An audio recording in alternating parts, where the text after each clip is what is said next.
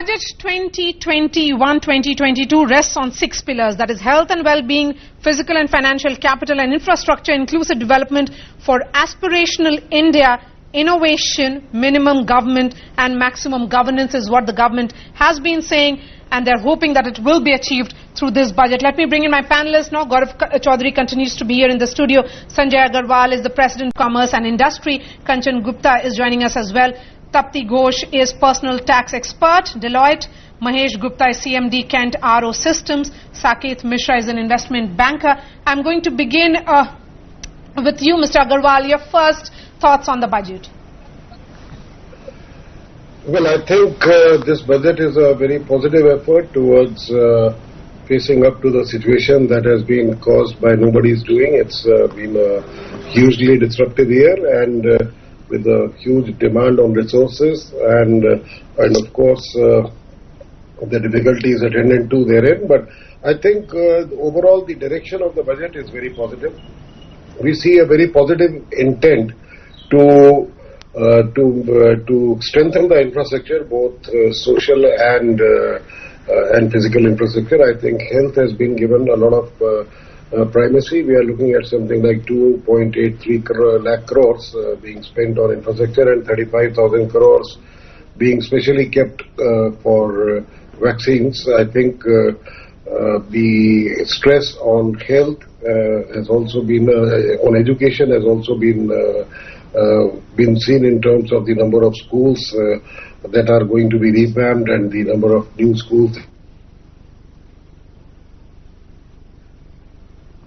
We seem to have lost that connection with Mr. Agarwal. We'll try and go back to him. But scrapping policy, vaccine, clear air to tackle air pollution, also 2,217 crore for 42 cities with a million plus population has been proposed. Swachh Bharat, Swachh plans has been developed further. Universal coverage of water supply being strengthened too. You wanted to make a point, Kanchan Gupta, particularly with regards to registration, that is the registration for migrants, something that was discussed during the entire migrant crisis. Now clarity emerging with the government going ahead, and also for the tea workers, 1,000 crores. Yeah, I mean, that is the political economy part of the budget. I mean, you know, the political thinking behind the budget. I think the government has done well to start recognizing jobs of the future and the future of jobs, which will essentially revolve around the gig economy. And once you start thinking in terms of protecting those working in the gig economy, although it is not clear exactly how the government can fix a minimum wage for gig economy workers, but I'm sure there has been some thinking about it, and we'll get to know of it in the coming days. Similarly, the registration of migrant workers, to have it all in one place on one platform so that you can track migrant workers, you can ensure that they are not deprived of social welfare benefits, along with things like one ration card, one nation, one ration card. But that again requires a certain amount of monitoring and registration of individuals. So this is going to be a huge effort, but once it is done, it will also become a part of the key data areas, key data zones of the government. And lastly, I would like to talk about this 1,000 crores which the finance minister has mentioned about tea garden workers in Bengal and Assam.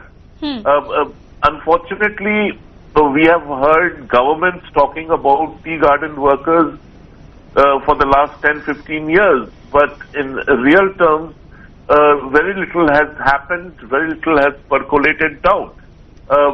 But I guess because of the political imperative of the moment, elections are due in both West Bengal and Assam, things will now move swiftly, and there will be some devolution of funds for the welfare of tea garden workers in Assam and Bengal. Their condition is pretty grim. And the tyranny of distance from Delhi ensures that while we wax eloquent on others, we never think in terms of the thousands of tea garden workers of these two states. Yes, so that is the political economy aspect of it. Sanjay Agarwal is back with us. Sanjay Agarwal, the big takeaway and the big picture according to you. We can also see Trapti Ghosh, she is the personal tax expert at Deloitte. Go ahead, Mr. Agarwal. I think the big picture is that the government has shown a very strong commitment towards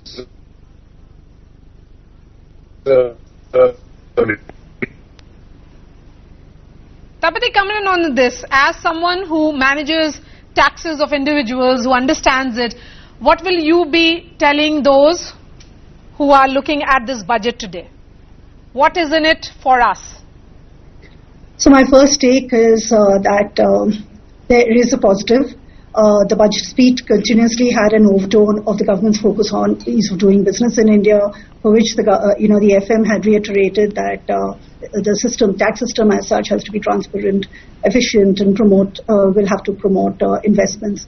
So the fact that the tax rate surcharge and the cess have been left untouched, the fact that the COVID cess has not been considered, all of this brings stability and certainty to the tax framework, and that's definitely a positive. But there are some hidden, I would say, nuances to it. For instance, if you recall last year, employers' contribution to PF, NPS and superannuation in excess of 7,50,000 was taxed. So that was one step towards moving from a EEE system of taxation of these retirement funds to a tax kind of a system.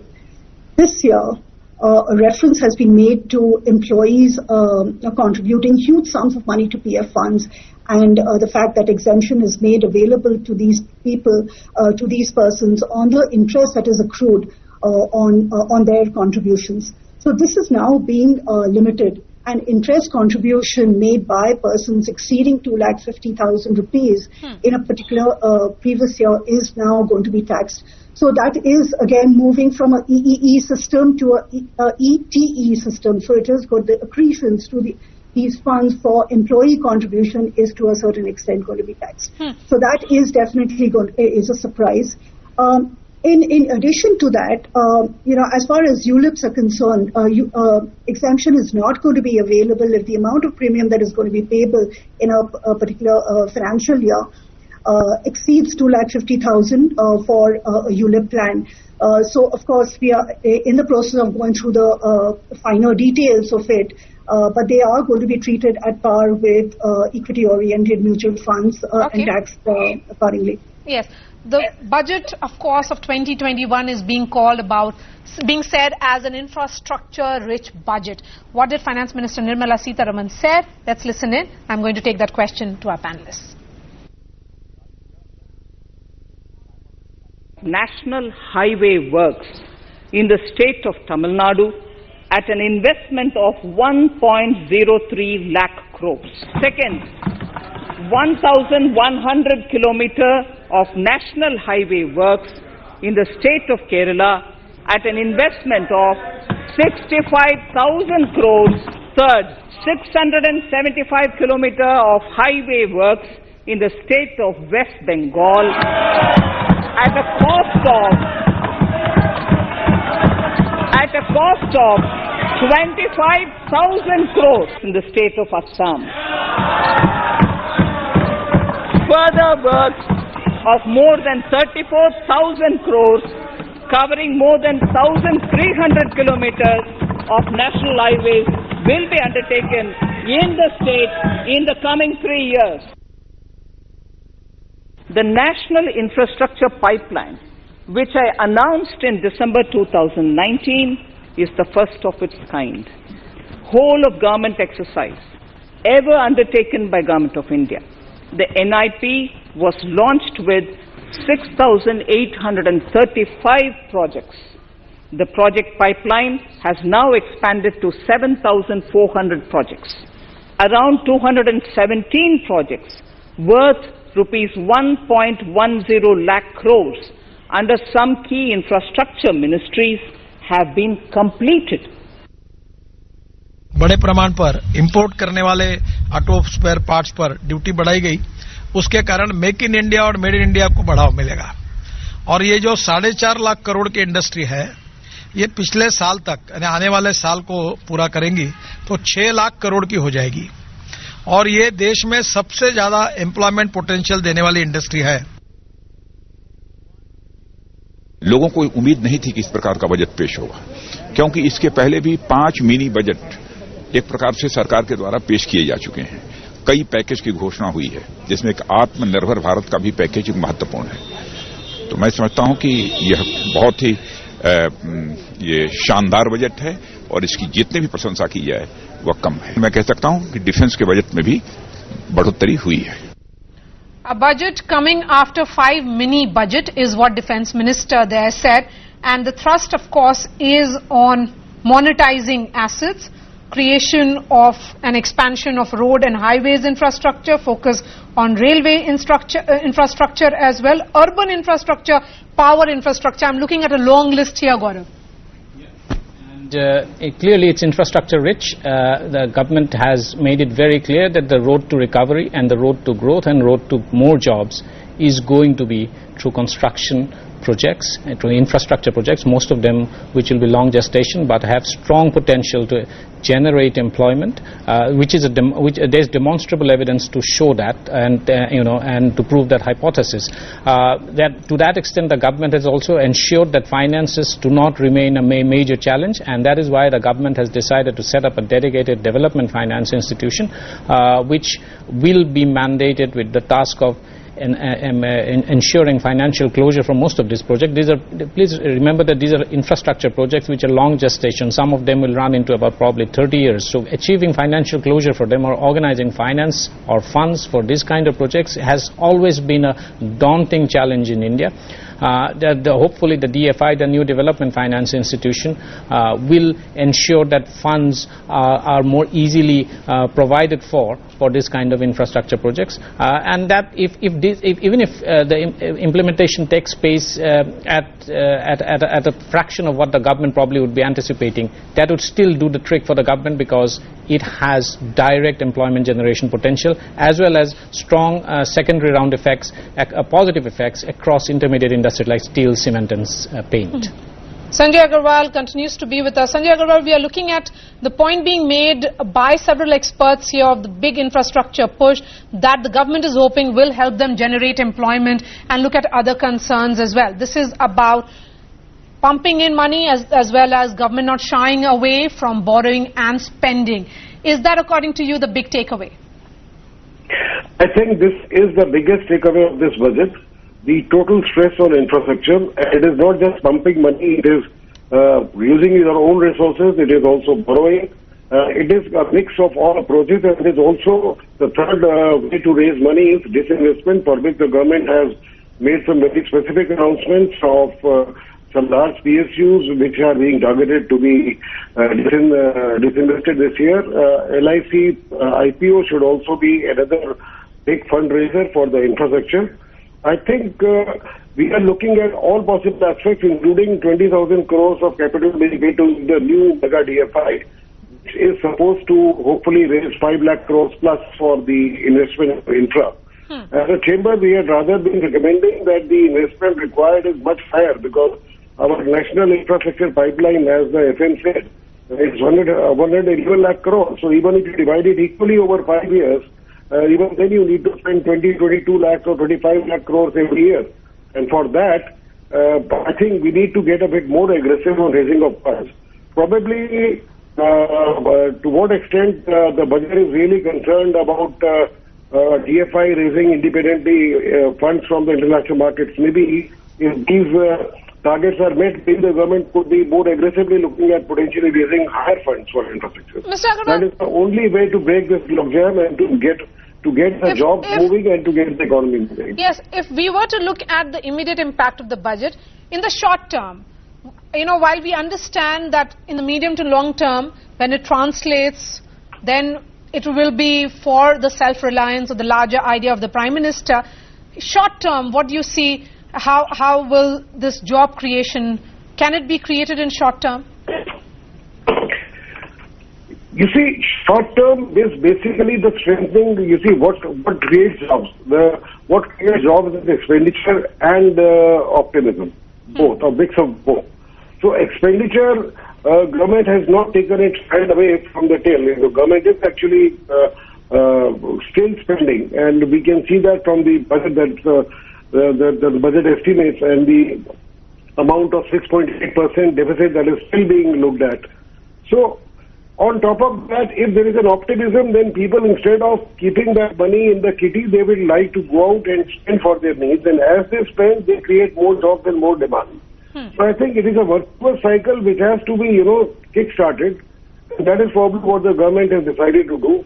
Of course, everybody would have more and more expectations and would have liked a much more aggressive approach. But within the circumstances, I think the government must be applauded for having done what it could in this budget. All right, let's listen in to reactions coming in from opposition parties. Here's Congress Party's Shashi Tharoor.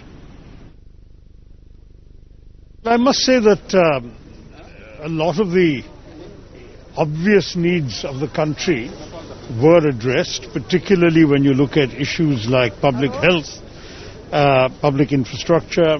The government has bitten the bullet on the fiscal deficit. Their numbers were quite unrealistic before.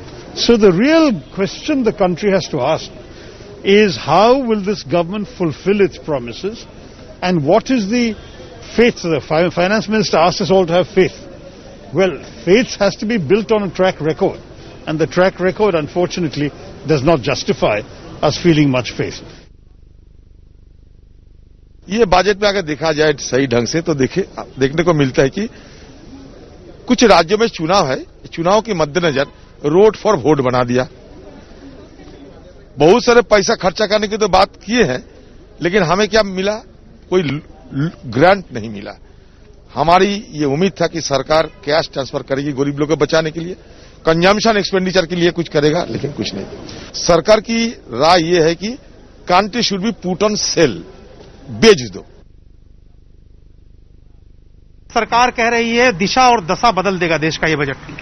नहीं, ऐसे तो जुमले उनके पास बहुत है। दिशा बदलेगा, देश को मजबूत बनाएंगे, लेकिन इसमें कोई डिफेंस के लिए उन्होंने क्या पैसा रखा वो तो नहीं पता है।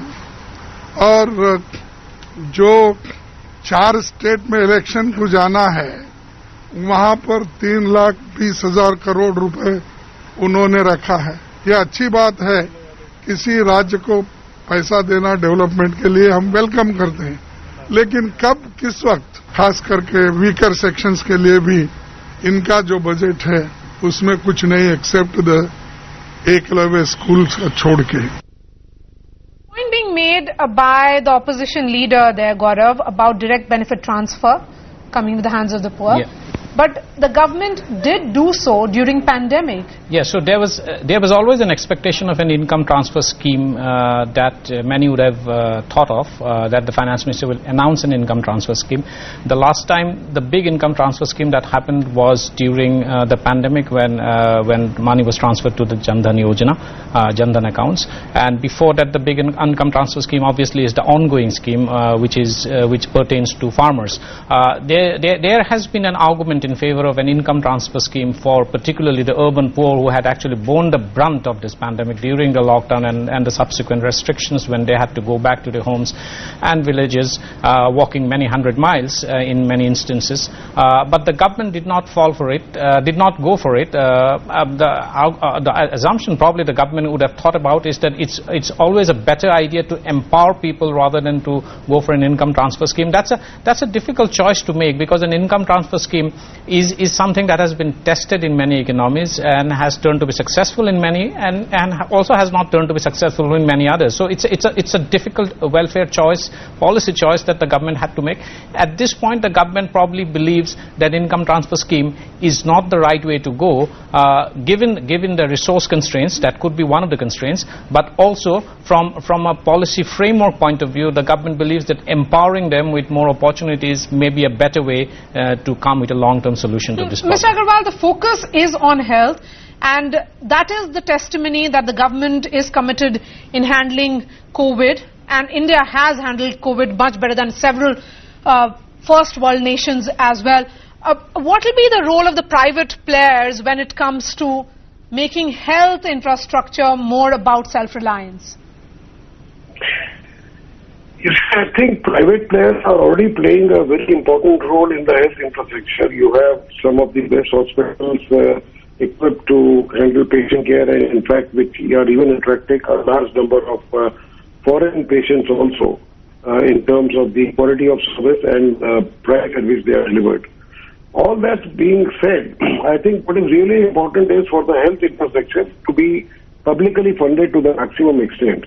This is one expenditure which we feel that the government needs to take care of on a broad footing. I think 2.83 lakh crores that has been committed in the current budget is a pretty good number. It's nearly double of what was done last year. But the request of our PLC chamber has been that we have to ramp it up to 3% of GDP to bring our health system to the position where we need to, right from our primary healthcare centers to block and district level hospitals and institutions and at the central hospitals. There has to be a seamless delivery of OPEX and CAPEX on a regular basis to every health center that is needed. We had this situation where even in the national capital of Delhi, doctors remained unpaid for many months. That is a very sad state of affairs, and this should not be allowed to happen. A system has to be made, and seamless funding must be made for ensuring that both the, running requirements, so OPEX also means not just salaries, but various other consumables, various other maintenance activities that need expenses, and CAPEX, of course, to upgrade the facilities. The point is that we need 35% of the health expenditure maximum to be in the private sector hands, in private hands, rather than 65%, which is currently the situation. So I think this is one area where, of course, the government within the resources that it could raise at this point of time has done, but that should be the aim and target for us. And one more thing that we need to do is to ensure that we double our number of doctors and nurses and paramedics in the next 3 years by building more and more medical colleges and relaxing the unnecessarily high specifications which are jacking up the cost of setting up such institutions, and our students are going to countries like Kyrgyzstan or Uzbekistan or to China for medical studies. That has to be done away with. We need a huge focus on our health infrastructure, on our health manpower in every possible way. Yes. Let's listen in to all reactions that have come in. A lot of political reactions from Uttar Pradesh Chief Minister to opposition leaders. जब दुनिया की तमाम अर्थव्यवस्थाएं पूरी तरह